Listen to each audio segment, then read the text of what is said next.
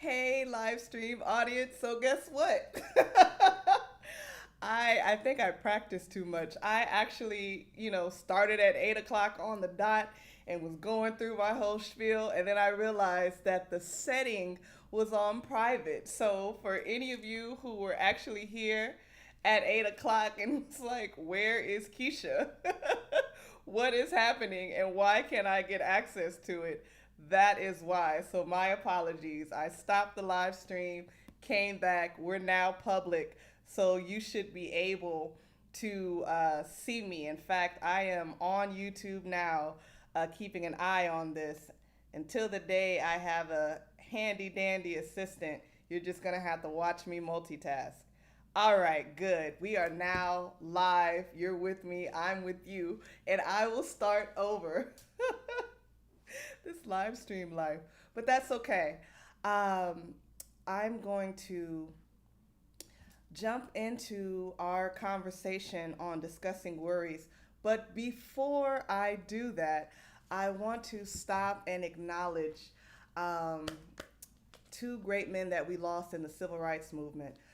Recently, we celebrated the outstanding legacies of C.T. Vivian and John Lewis. And my book tribute is to John Lewis, but I definitely want to make sure that I acknowledge the life and legacies of these two dynamic men. But within this book tribute, I want to acknowledge Preaching to the Chickens. And, the gloss on these covers is no joke. But the reason why I love this book is because we know a great deal about John Lewis, the civil rights legend. We know a great deal about John Lewis and the walking across the bridge. But what we don't really know a great deal about is John Lewis, the child. And what's so outstanding about this man is that he always had a voice, and he found his voice preaching to chickens. Chickens. John Lewis was the son of sharecroppers in Alabama, and he grew up in a pretty much what you create is what you experience type of life. And he found that he loved preaching to the chickens. And he actually, you start to see the budding civil rights icon and his love of people and his love of speaking up for the voiceless in this story. And what makes this story so profound is that in this story, the author actually was able to sit down with John Lewis and have him retell his childhood, and he threaded all of that within that beautiful narrative. So even though we mourn the loss of this great man, he left us with plenty of literature. There's a children's book, Preaching to the Chickens, but if you follow me on social media, I also shared his graphic novel trilogy, March, which is three outstanding, um, really profound and powerful graphic novels that tell you the firsthand experience of John Lewis during the civil rights movement. And he doesn't hold back.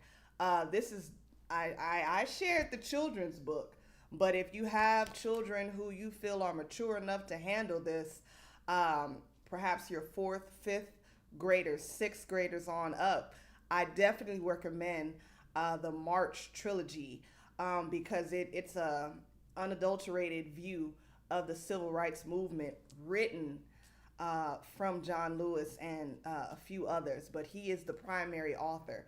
So if we ever want to hear his voice, he left plenty of his words in print. Now, take a deep breath because we are going to engage in tonight's caring conversation, which is discussing worries. And we're not only just discussing worries, we are discussing worries in the age of COVID. And we're doing it with the lens of for children who are in early childhood, and I even extend that to children who are in fourth and fifth grade, upper elementary, because I don't like to leave anyone sort of out.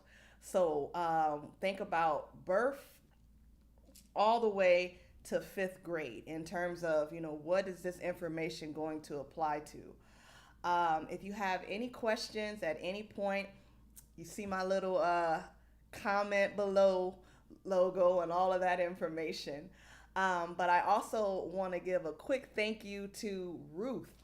Um, since the Caring Conversations began, I'm hearing a lot from people, and I'm talking to parents, and I'm talking to educators, and I'm really having a lot of engaging, profound, and sad conversations and explorations into the research as I try to get a grasp around what is happening right now. And I'm doing this as a professional in the field. Like, I am a doctorate in education, and I have been firmly in the field of early childhood literacy for the last, what, 7 years, 7 years of really gearing into this as an academic, as a scholar.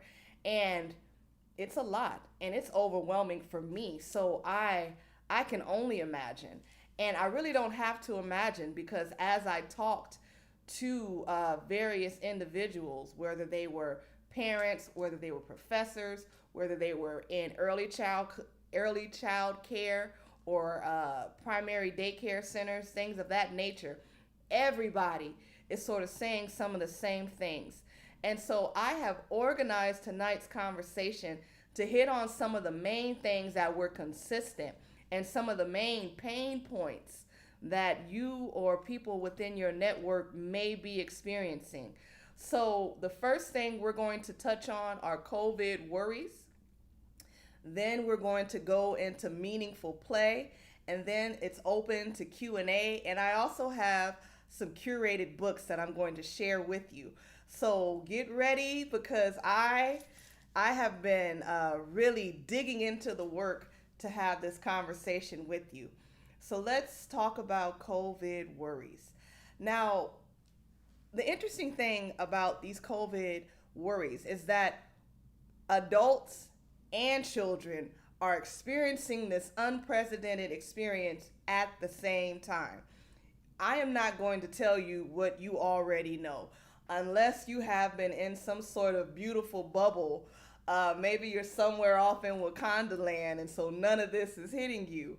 But for the rest of us, it is inescapable to, we're constantly hit with all the information about what's going on. We're dealing with whether we're going to go to school, private pods, all these different things, online learning, remote learning. There's a lot of back and forth and a lot of uncertainty. And as adults, it's affecting us in various ways, the economy, et cetera, et cetera. But in children, what we're experiencing, what might it look like with them? And so I went into some research, and I want to share this with you. Now, they use the term survival mode, and that's heavy in and of itself, that how other academics in the field are looking at this moment and children who are going through this moment as survival mode. And it's not a far-fetched concept, because in the span of 2 months or 1 month, children left school or left daycare and slowly begin to see things change. And it was this slow demise of, where I can go, where we can't go, and then everything shut down. And now things are opening back up, but it's still really uncertain. And so what they shared is that for children who are experiencing this, we may see worry show up in young children as aggression, rude behavior. Maybe they're not listening. Some parents might even see certain things like regression, where things you may have taught them, things that you thought they had passed as far as their age, you may see them going back down to behaviors that weren't really there before, or things that you would have thought, well, we've already addressed this. This isn't something that, I expected my child to be experiencing, but ta-da, that might be a sign of stress. There we go. And so another thing that is important is that even though your child is feeling all these things, and I know we're going to talk about worries, I want to first point out that before you can begin to put the mask on your child, like if you remember flying, remember that? There was a little oxygen mask that would fall down when they were telling you about the safety precautions. And they would say, before you put on someone else's mask, make sure you first put on your own oxygen mask before you reach out to help others. I'm going to use that same language as we begin to talk about worries. And I'm going to use some heavier words, like they say survival mode. And I'm going to also say stress, anxiety, fear, uncertainty to you as the adult. I also want you to know that until you begin to deal with some of the stress you're carrying or find ways to release that, it will be kind of difficult for you to effectively engage in some of this work with littles. And the good news is I came prepared to how do we begin to self-regulate our own emotions as the adults? Well, one of the first things is something I hope you've heard repeatedly. Step away from all of the noise. I probably listen to the news once a day. And I listen to it in the morning and I use the NPR One app. And from the moment I wake up, brush my teeth, get ready, I'm listening to the news. And then I have that moment, usually when I go do my morning walk or whatever my morning exercise is, that's when I shift off and I may go into an audio book or I may do something else. So one of the first things that I'm going to suggest you do is attend to your physical health. That ability to have something that you do. It doesn't matter if it's jump roping, if it's stretching, whatever you can do, 5 minutes of sitting down, meditating, doesn't matter. But find something that you can consistently do for yourself.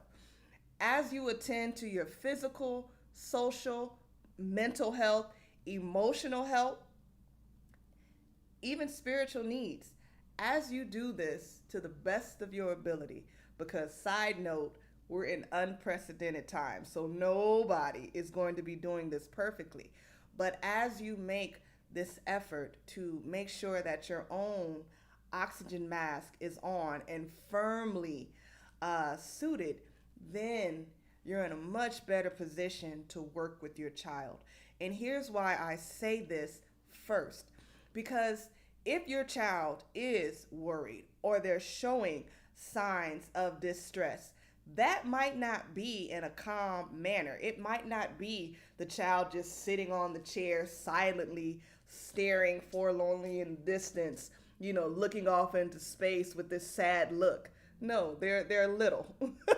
It may be the child running around, causing havoc, not listening, causing trouble, stirring up a little bit of mess. Deliberately pressing your buttons, pressing your triggers. And if you are stressed as the adult because you're in this unprecedented time just like they are, and if you don't have those mechanisms that help you to stand back, you may be triggered to react in ways, to yell, to do things that you wouldn't normally do. And that's simply because we are all dealing with a magnificent moment of, insert your own word there. It could be an expletive, it could be a sound, it could be a scream, but it is a lot.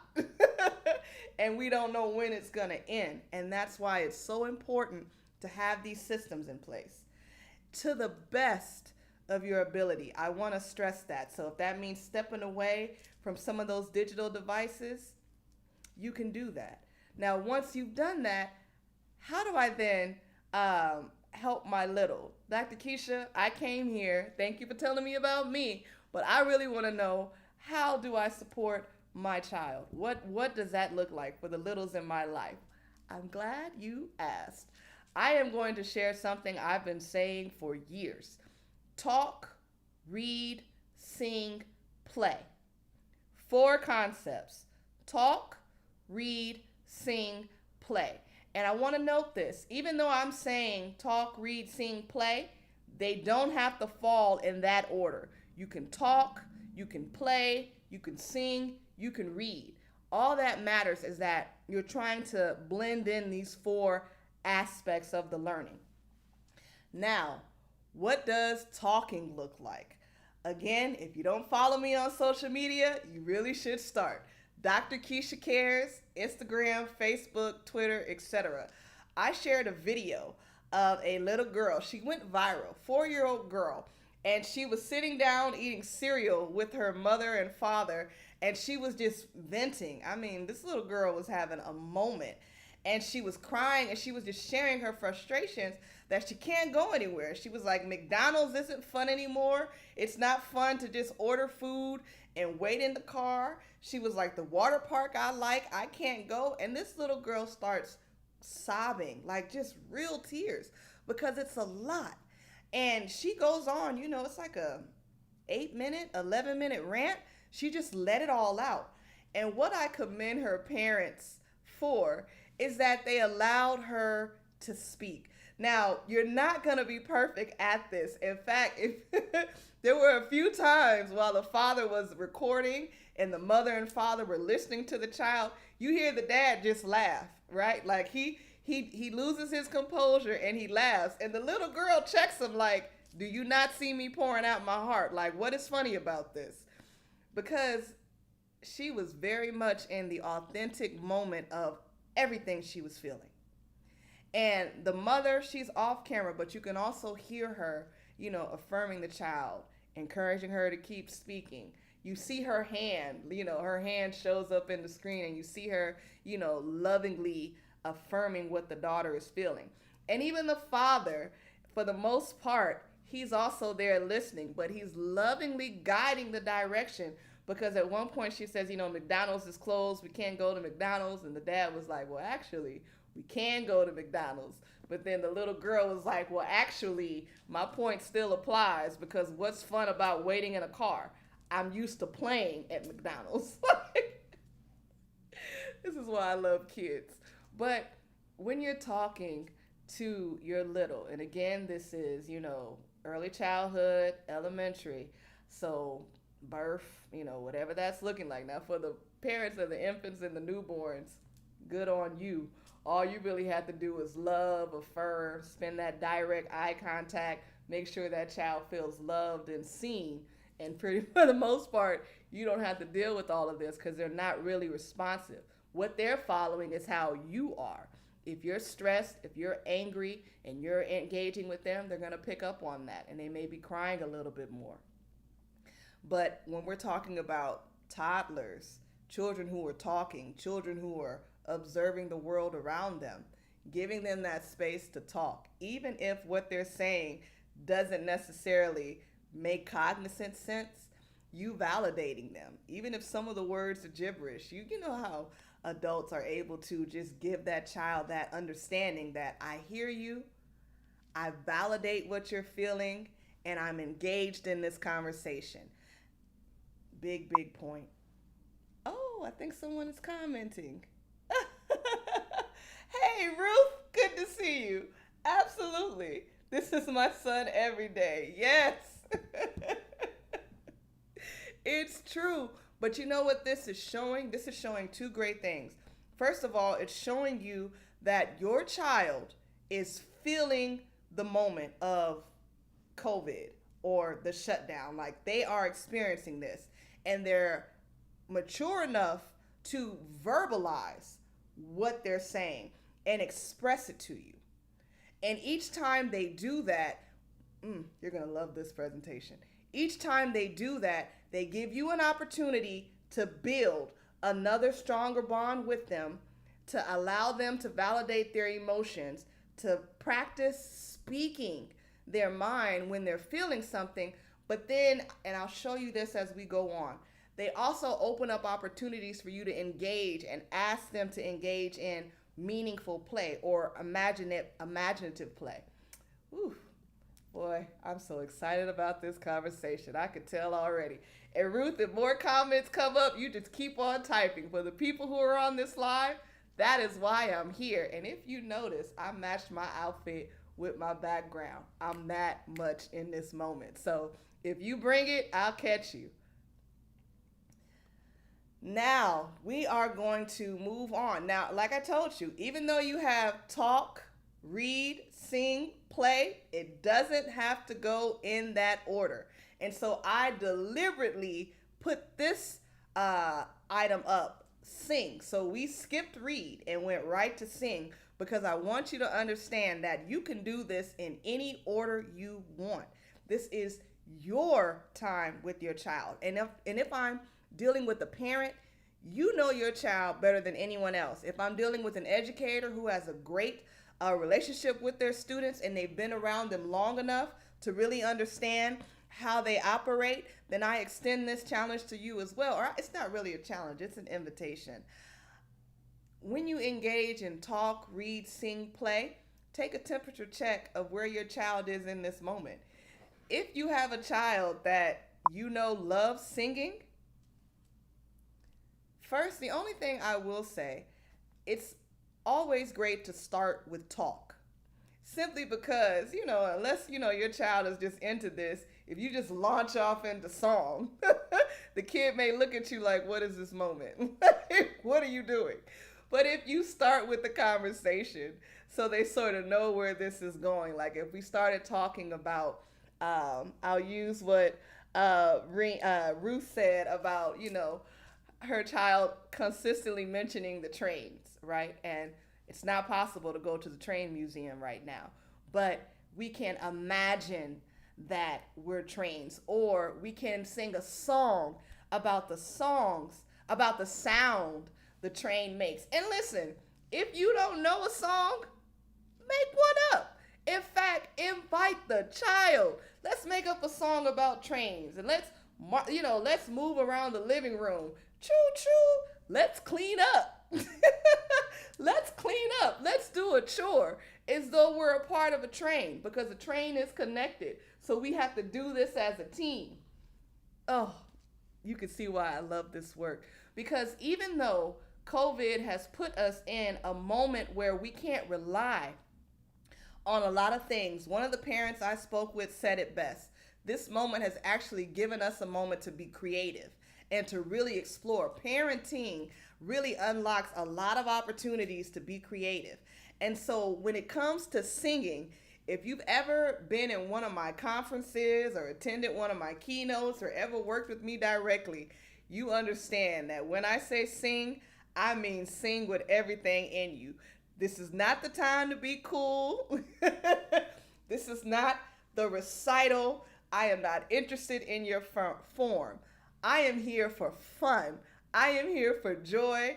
I am here for engagement. And so I shared what you see this is on YouTube. This is an image of a song called Germs, Germs, Go Away. And I love Daniel Tiger. PBS, I'm here for you. I'm a big fan of a lot of the songs that they have for children. When I teach on self-regulation, I always mention Daniel Tiger, the Mad song. And when I thought about COVID and all that this moment is doing to us, I loved this song for the adults who come across this video. Germs, germs, go away. Now, not only does it empower your child to say, germs, go away, go away. And you have this like song about them singing on how they wipe away the germs as they wash their hands. You then have instructions on how to avoid germs in the future. Why is that so important? Because if we're just going to be honest, some parents are going to have to send their children back to school. Some children don't really have an option to engage in a private pod or, do online learning or remote learning. For some children who are in essential worker situations or single parent homes, you will be going back to school. So what does safety look like for you? And even if you're in a parenting pod, even if you're in a private pod, any situation, at some point you're going to engage with others. If it's the grocery store, if it's just living life. And so having a song that reminds children to wash their hands, to cough into their elbow, to sneeze into a tissue lays down that groundwork for additional things like consistently wearing your mask, adding on these other things. When you have a song, you are never locked into what the song says. Always feel free to adapt the language to fit into the real world of your child. Okay? So even though I've shared this song, and it's a short 55-second song, the lyrics that aren't there can be written by you, and even better, they can be written by your child. Always look for opportunities to invite your child into the learning. So talking, two-way communication. Singing, multiple people can sing. Everyone can contribute a voice or a verse. Even if it makes no sense, like your child could literally, in all of their creativity and play, decide that their verse is going to be them just sneezing. I literally could see a child doing this. Sneezing and coughing all over the place, right? Now, I know the parent in you is going to be like, ha ha, that's not cute.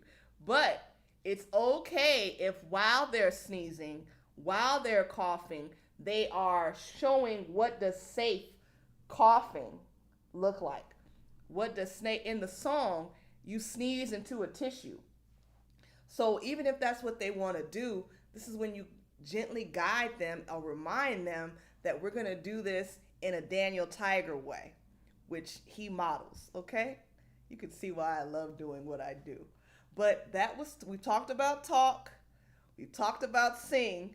Now we're getting into my area, the area that I get all warm and fuzzy about. And I hope you're appreciating the teddy bears, because I want you to know Dr. Keisha went all in on this PowerPoint presentation. I mean, I brought HD photos.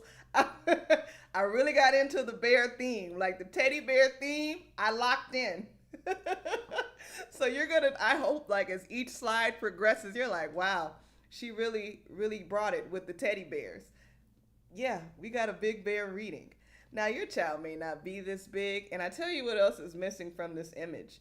When I say read, I am not referring to the child reading by themselves. I am advocating for parent-child reading aloud, because there's something that's unbelievably powerful about a parent and a child reading together. I have a YouTube video on this. I don't know, I don't check these things, but the last time I looked, around 54,000 people had looked at it. I speak extensively about the power of the parent-child bond, because that is everything. So when you're reading aloud, I don't want to see a child looking like this bear. I want to see a parent and a child, or educators, reading with their children. And even if it is digital, there's still things that we can do within that. That's a whole nother conversation, and I'm here for it whenever you want to go into that. But this is the most important thing I want to say. When we talk about reading, we are reading to bond. We are reading to enjoy the story. This is not the classroom. This is reading within a home learning environment. What does that mean? That means silly voices. That means engagement. That means being okay with where the story takes you. Now, when I say enjoy the story, I'm going to give you an example. So here's one of the books I wanted to definitely highlight. Ruby Finds a Worry by Tom Percival. Now, the thing about this worry is that, let's see. First off, you know how I am about, my diversity and things like that. I love that the main character is a child of color. And I also love that we have all sorts of diversity within the story. But here's the thing. As much as Ruby loves the big hair don't care movement, and I support you, what we need to think about is, how can we bring in the child into the storytelling? One of the first things, allow them to turn the pages with you. If you're talking before you read, you can also come up with a agreed upon sound that you and the child make, or the child makes every time you come across a certain word. So In the beginning of this story, if I was in the talk, read, sing, play, if I'm following that if I'm following that formula, then we're going to talk about worries. And every time I come across the word worry, why don't we make a worry sound? What could a worry sound like? Let the child begin to play around what a sound could look like. And if you want to set the stage, make a silly sound. Get ready, because I never turned it off. Maybe my worry sound sounds like maybe that's my worry sound. And if you start that way as the adult, like if you hit the ground running with my worry sounds like I guarantee your child's like, oh, we're doing that?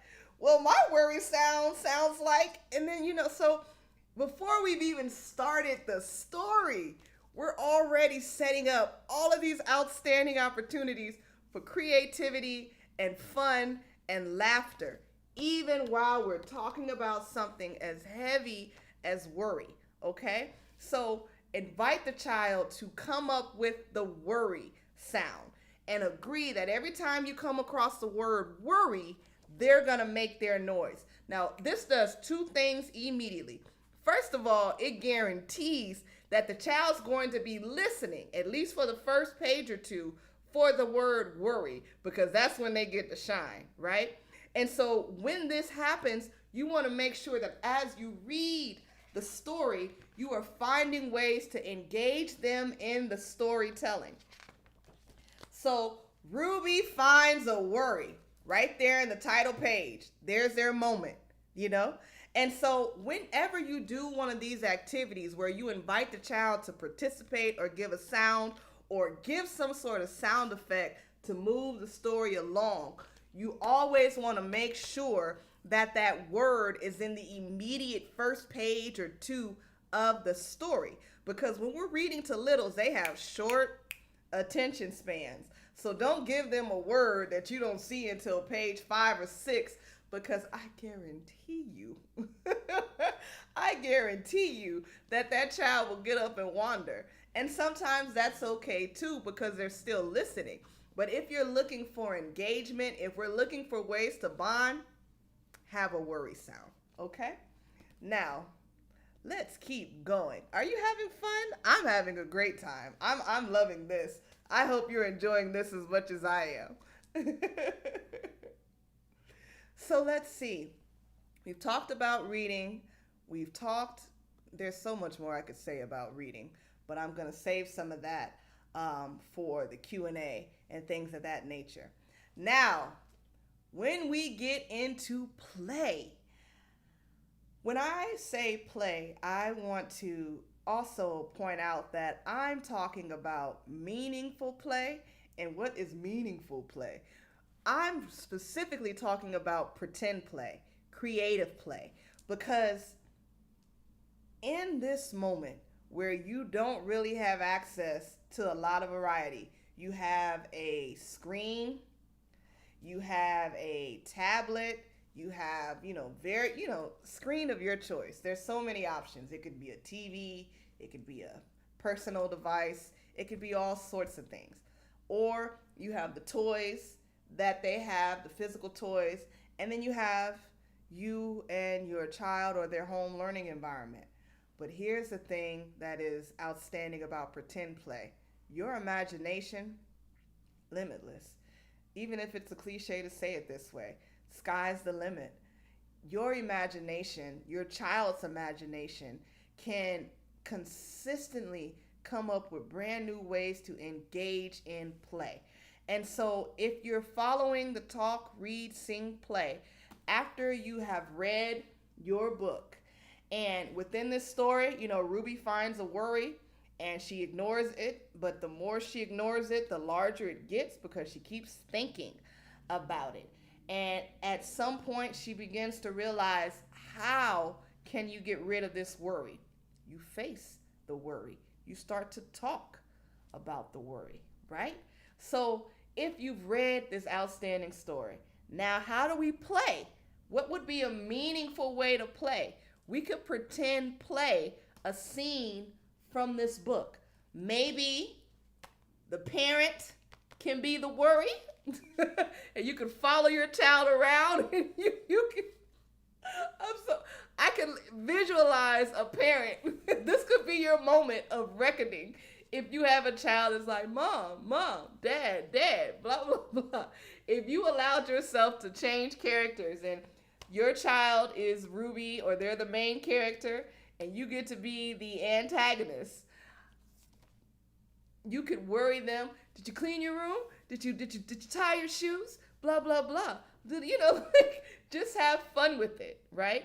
And then encourage your child to model how Ruby begins to get rid of this worry. And there should be a lot of laughter. If you're seeing laughter, if you're seeing people having fun with this, then you're in the right direction. Because when I advocate reading aloud, the way in which I've researched reading aloud, I am all about the parent-child or adult-child bonding. I am not really interested in force-feeding the learning, because here's what I know. If you make the learning, the reading aloud, all of that enjoyable, the learning happens on its own. In fact, you create a child that has a love of reading, such a love of reading that it's something that they begin to do on their own, because there are so many joyful experiences tied up in the reading. That's where you want a child to be, because that child turns into a lifelong reader. You don't have to take my word for it. I'm not LeVar Burton, but I'm a Reading Rainbow kid, and I'm also a researcher, and I can show you the receipts if you want them, but there's nothing better than engaging in an enjoyable way of learning. Plus, it has a lot of benefits for you as the adult. Now, let's go a little bit deeper. I wanted to provide you with a little bit of research that's, very current on what does pretend play mean in the sense of a pandemic, right? So while I introduced pretend play and meaningful play in this form of here is a great way to unlock your child's creativity, here is the beneficial side for you as the adult. It also gives you a window into how your child is processing this moment, how they're understanding what it is they're experiencing. As you allow the play to navigate its own, you don't control it. You just invite them into the space and you agree to follow them as we pretend play. Let them lead. You can see how they're understanding the world they're living in. What's a great game for that? Doctor.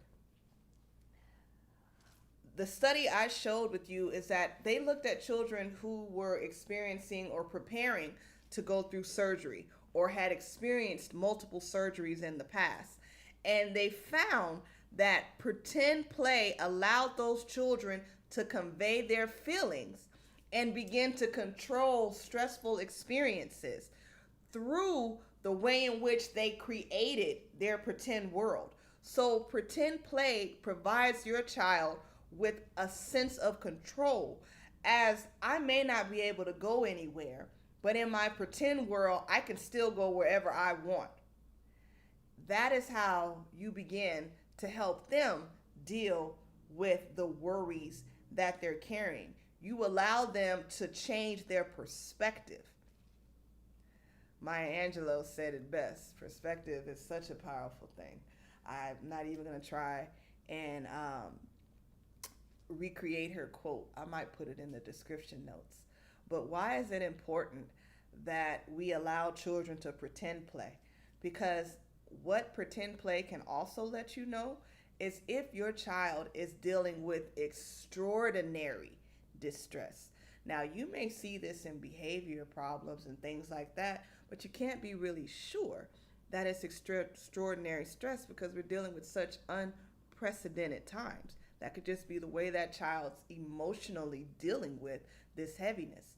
But if you're playing pretend play with your child, or you're observing your child, if they're on their own, because kids can pretend at any moment, and you're a parent or you're an adult or you're an educator, you're not going to be able to spend every single moment pretend playing with the child.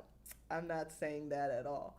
What I am saying is, as you are around your child or as you are around your students and you're pretend playing or you're starting to observe how they establish their pattern of pretend playing over the course of several days, over the course of several weeks, however you want to look at this.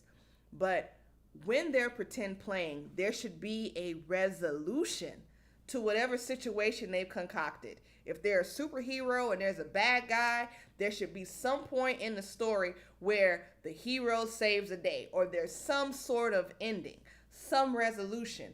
If it's a doctor and they're playing, surgery, yay for that game.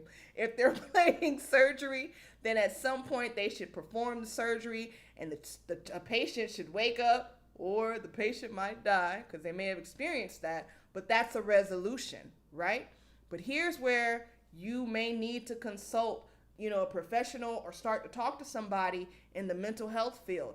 If the child is pretend playing and they seem to get stuck on a certain scene and there is no resolution.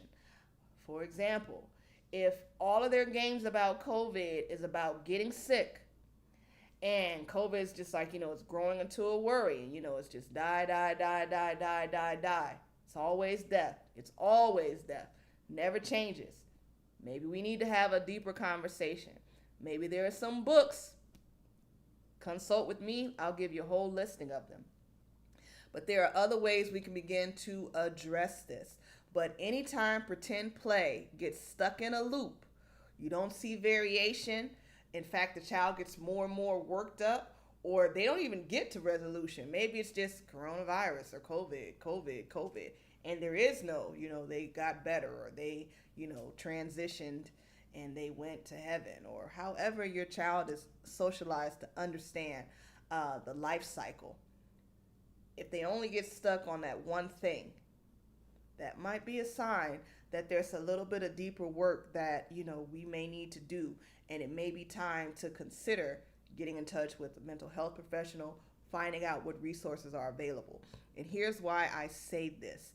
Because before COVID, your child was used to all of this social interaction, all of this togetherness, hugs, touching. These things were very normal. In fact, when we think about early childhood and how we teach children, touch is very much in the foundation of how we associate them as humans. There's hugs, there's kisses, there's, handshakes, there's hand holding, there's looping arms. Even when they play, they're used to touching and being around people.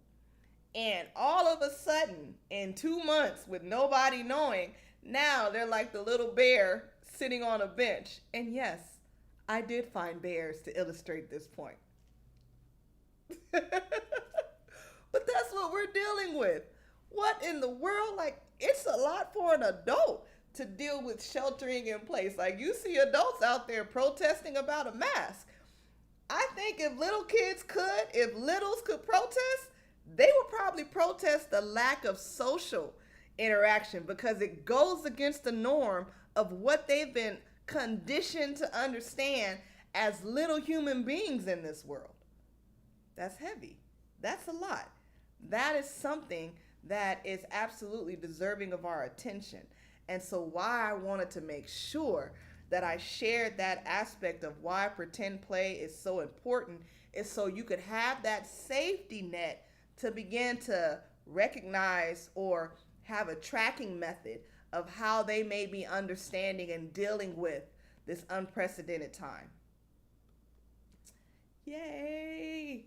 I can't believe how quickly the time flies when I'm spending this time with you all. I so love these caring conversations.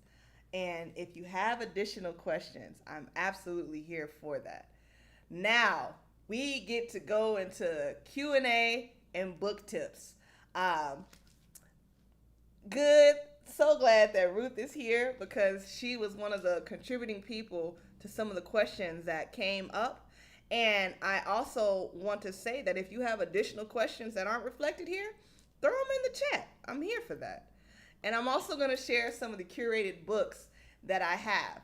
Now, I think I'm going to go back because it's important that we take note of this. If you notice in my bear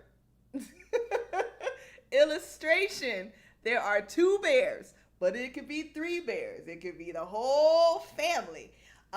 Co-parents, parents, aunt, uncle, grandma, grandpa, non-gender conforming, loved one. Yeah, because I'm woke. Everybody is welcomed, okay? And even if you have a small family, line up some stuffed animals. Doesn't matter. But I wanted to be clear that the reading aloud is a bonding experience between an adult and a child or a family, okay? Now, what type of books are we getting into? First question on the docket. What are the emotional benefits to reading aloud to children during a pandemic? Great question. Immediately my mind went to Harvard Center of the Developing Child. They have several white papers that talk about trauma and toxic stress. And the great thing about their papers, I believe 9, 13, 5, number 1, the latest one, I'll put these in the notes. I don't want to get lost in the research. I want to be here with you. But the main thing about their research is that it showed that when children are exposed to stress over long periods of time, it has these toxic impacts. And that's when we start to get into ACE scores and things of that nature. But here's the good news. If that child is exposed to toxic stress or a stressful event, it doesn't even have to be toxic if it's just stressful. If there is a loving adult that they can bring that stress to, that comforts them, love, then the toxic stress is dramatically reduced. Dramatically, almost to the point of insignificant. And the child is able to bounce back from that. The difference between a loving environment and a negative environment is where you begin to see the long-term impact of toxic stress. So when you talk about the emotional benefits of reading aloud to a child, if you do it in the way that I just spent the last, 40 some odd minutes explaining, you already are buffering that child. And here is the gift of reading aloud. Those endorphins, those good feelings flow both ways. If I have any parents that watch this video or that are on this video, you've already experienced the power of what your child's love does to you. You could be having a rough day. I have the privilege of having a niece and a nephew. And even though they're in Florida and I'm here in Ohio, when we talk online, when we play games, we do riddles, we do silly things, I may have spent the entire day by myself because I'm sheltering in place. And at the time of this recording, I'm single, but one day that'll change. But in the midst of this pandemic, it is Dr. Keisha and Keisha in this space. And I could be lost in a book or I could be doing all these solitary things, but I'll have one conversation or several conversations where we're exchanging messages on, a cell phone, or we're talking through video conference. And I will find so much joy in that exchange. If we're reading aloud or we're telling a story, I'll laugh at the silly things that they do. And even though we're both, like if you notice, both of my bears are bandaged up. Because no matter how well we try to carry this, we're dealing with the stressful time. And we're going to take some bumps and bruises along the way. For my adults, your bumps and bruises may be a decrease in your income. Your bumps and bruises may be the constant fear of being laid off. Your bumps and bruises may be that somebody you know has died of this disease, this virus. These are very real situations. You may be facing foreclosure or eviction. These are very real things. And your child may be dealing with some bumps and bruises of their own. They miss their friends. They miss going to school. they were really excited about, seeing their friends or going to their teacher's class, or they have been working hard on a project, or they have been looking forward to a project, and now they don't get to do that. There's all these bumps and bruises. But when you come together and you get lost in the power of a story, and that's why I love the work that I do, because I recommend great books like The Rabbit Listen, that talks about what do you do when bad things happen. I also recommend great books like Listening to My Body, Listening to My Heart. When you talk about the emotional benefits, if you're reading books that are teaching children mindfulness, not only can you learn, because this is 2-generational learning, you can also model this behavior after you finish reading the book. Maybe you can do something, and I'll share a link to an outstanding artist who has beautiful music that you could have in the background as you do a breathing exercise, or as you listen to your heart, or as you teach your child how to listen to their body.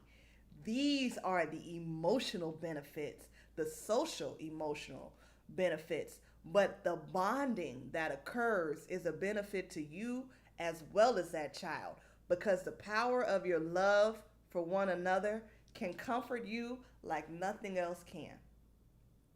And I don't have to tell you this, but you know the power of a child's hug. You know how affirming a child's love for you can be. Reading aloud opens up all of these possibilities for that child to love on you and for you to love on that child. That's a great question. I could talk about that. I could talk about that all day. Check in the chat to make sure if anyone has said anything, I didn't miss it. But I love, love, love that point. And I even had like another slide that explained like what's so important about, the emotional bond. It's the bonding, but I think I already went into that into great detail. In fact, I had a GIF and everything, but I'm not that high tech yet, so I can't show it to you in great detail. Now, this is one I really wanted to make sure I touched on, because a lot of the times when I speak or when I answer questions, I answer in the voice of a parent or a middle-aged adult, and I don't often use the language grandparent.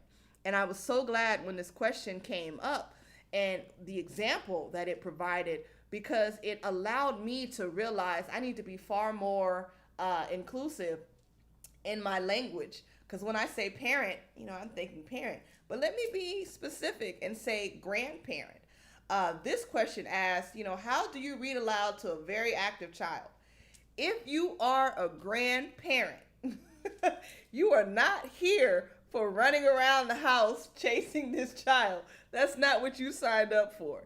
Unless you're one of those grandparents that, are super fit and you like to be up and moving and, show that you could still, you got a couple of tricks left, that's fine too. But for the grandparents who are like, I don't have all of the energy to deal with an active child, I want to first affirm you and say, actually, it's wonderful that you have an active child. What they have given you an opportunity to do is think about how you read aloud with them. For parents in general, because I get this question a lot, there are a lot of active children in the world. And besides, they're little. Their bodies are young and they got energy for days. What do? First off, I always suggest when it's feasible, read outside. Read outside. And I have certain titles like Shout. Where's that one? I have some titles. Let's see if I can find it quickly. Where the child, here you are. Shout, where it's literally for children who are very loud. If you have them outside, and it invites them literally to shout, like it's in the language. One of the first pages says, everybody loves to shout. So if you know it, shout it out. Ready, set, go. And then they shout it out. Numbers So if they're outside and you know you got an active child, let them have at it. Shout 1, 2, 3, and then it's the ABCs, and you can invite them to jump, do all sorts of things because you know you have an active child. But this is still bringing in the reading, still bringing in the bonding. Another great book is Eric Carle, I think. Carlisle? Yes, Eric Carlisle. Can You Do It? And I'll put that link up there. But it's a classic book that also just says, I can nod my head. Nod. I think that was shaking your head. Maybe I can't nod my head. I can nod my head. Can you do it? And then the child can do it. So as the grandparent, I invite you to find books that allow your child to be active. Also, please understand that reading aloud to the child doesn't have to involve them sitting down listening. This message is for every adult who's listening. A lot of the times we socialize children to behave the way we were taught to behave. And reading aloud does not have to always include you sitting still, you listening like you're on the carpet. And no, that child can be off doing all sorts of things. Keep reading. I guarantee you they're listening. And as you continue to go through the story, they may continue to engage with you. If you're doing a lot of the things I shared, having fun with the story, using silly voices, you can be very engaging. And if your child wants to get up, let them know. It's okay. If you want to get up while I'm reading, feel free. Give them some authority over how the reading aloud experience is going to be. Also, I want to share another great book for active children, The Wheels on the Tuk-Tuk. This is also a really good book for children with special needs. And the reason why I love this book is because, first of all, the story takes place in India. We have left the Europe standard or the Western standard. We are in a whole different country. Yay. And you're listening and hearing words that are identical or that identify that culture. So The Wheels on the Tuk-Tuk. And it's the classic story and song of the wheels on the bus going round and round. But tuk-tuks don't make that sound. They make a tuk-tuk sound. And I've actually been inside of tuk-tuks. And it's very true to what the experience is.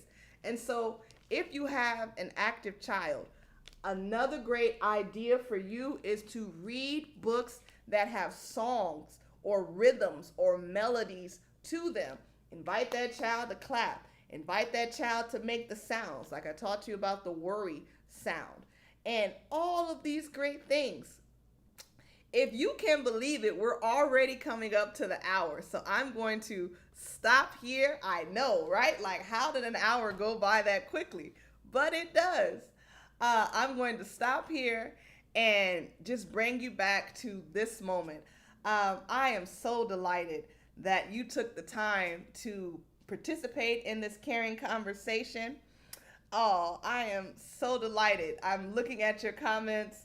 I am so glad to know that this creativity was helpful to you. It is my joy to be here as a doctor in education, a friend, an ally in the field of just wanting to see children thrive. And so I take all of my skills and I put them on YouTube so that anyone who wants access to this information, you have it. And so just know you're not limited to YouTube. I have a website. I have all sorts of information. Dr. Keisha Cares, drkeishacares.com. That's my website. You can find me on, if you look under this description, I've listed all that information for you. But I am here to support any and every adult through this crazy time.